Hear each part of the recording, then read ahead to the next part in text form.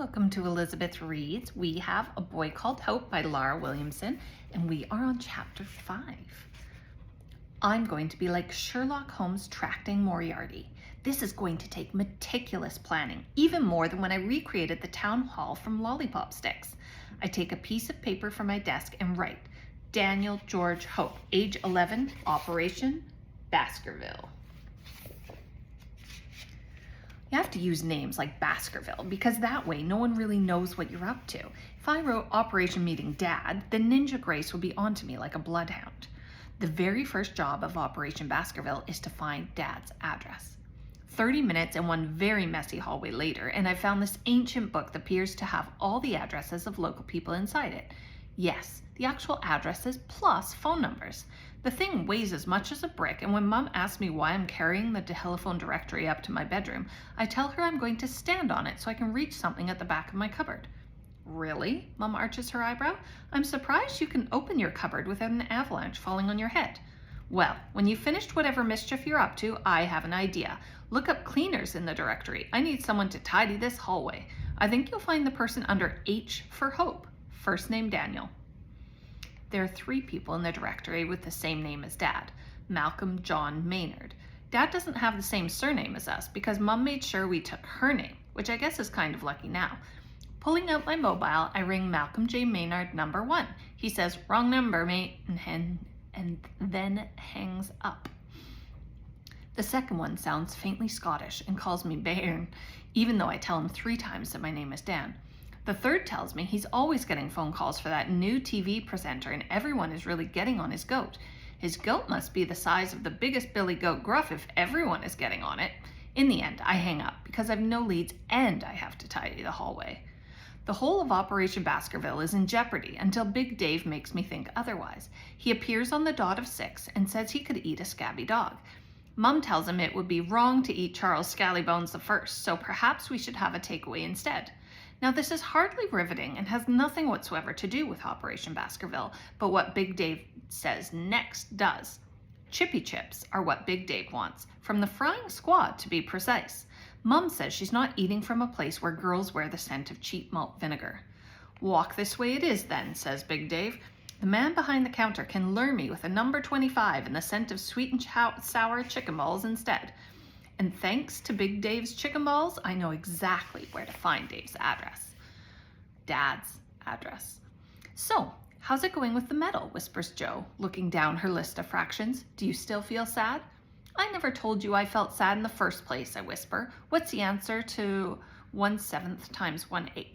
You didn't need to tell me. It was written all over your face. What, in invisible ink? I mutter. Is it 1/56?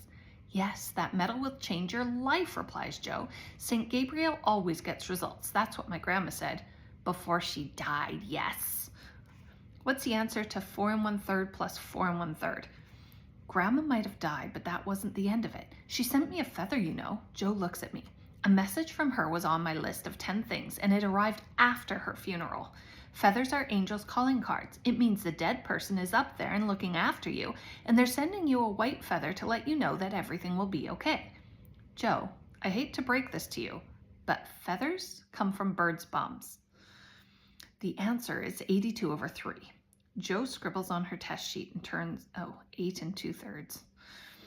Jo scribbles on her test sheet and turns away from me. Class, says Mrs. Parfit, I'd like to add an extra verbal question to your test. Answer this. A group of Year 6 students were working on their math test. Their teacher noted that 3/7 were writing down the answers like good children. 2/7 were trying to figure out the answers, but this involved them staring out the window. And 1/7 were looking at the clock and wishing it was over. And one person was chattering away in the middle of a test and distracting everyone else. What was the name of that one person? Mrs. Parfit's hand bangs on my desk. I've never seen her hands close up before. Her knuckles resemble an elephant's knees. A few people started scribbling down my name and laughing. Daniel Hope, she says, pointing to my test paper. If you don't stop these cozy chats with Jo and work out the answers yourself, what score do you think you'll be getting on this paper? 0, I reply. Correct, Mrs. Parfit replies. The whole matter would have been closed with Mrs. Parfit's telling off, only I look over at Christopher and he glances up at me and then Joe. For a split second, he seems embarrassed, but that's not all. Christopher also looks a bit smug, as if I deserved a telling off for talking to Joe, but that doesn't even make sense. At morning break, I'm standing by the toilet block when Christopher walks past and throws a tennis ball against the wall. When it bounces, I snap it up and hand it over to him, saying, "You are good at Taekwondo. Sorry I couldn't hang around and watch for longer, but I had my dog with me." Christopher nods but doesn't answer. "Have I done something to annoy you?" "No," he replies. "Is this about Joe? You look sort of happy that I got into trouble because we were talking. But it's not my fault that Joe keeps jabbering on about religious relics and feathers that come from angels' bums." Christopher bounces a tennis ball up and down, then stops and looks across at Joe. She's slouched on a bench with long copper waves of hair falling down past her shoulder. One sock is up and the other down, and she's playing with a badge on her blazer lapel. When she senses Christopher and me looking at her, she waves. Christopher smiles back and does this ridiculous little microfinger wave that makes him look about 2. "Hey," shouts Christopher, "come and talk to me." Joe pulls up her sock, wanders towards us, and then asks me if I want to come round to her house after school. I shake my head. I'm busy with Baskerville. Joe's eyes widen. What's that? I shrug and say I could tell her, but then I'd have to kill her. Joe laughs and informs me that I'm missing out. She has a new plastic statue of the Virgin Mary that I've really got to see. When you switch the lights off, her heart glows in the dark, and if you wind up her halo, she plays Ave Maria. I'd like to see it, says Christopher.